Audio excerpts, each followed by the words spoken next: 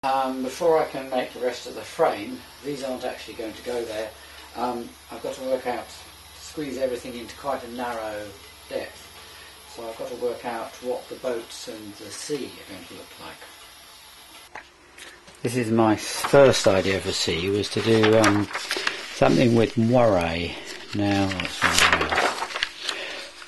which does look very nice.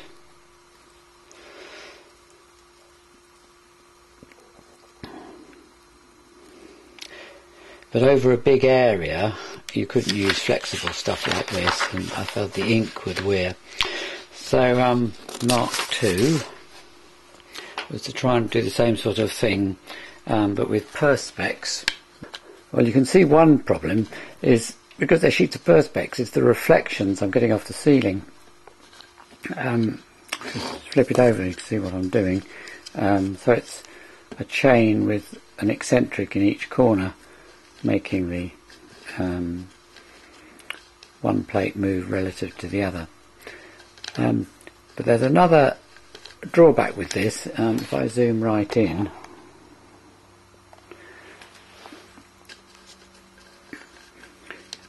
somehow, because there's a slight gap between the two sheets of perspex, it's no longer magical like the original moire.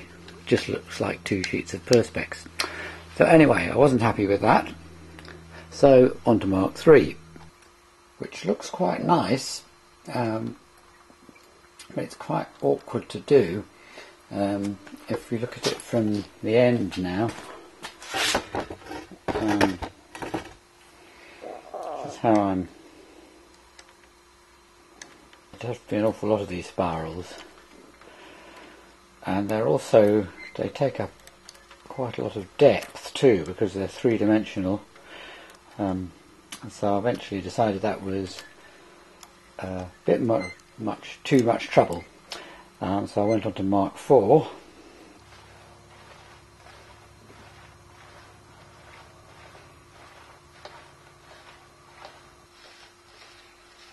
So now the zigzags are flat.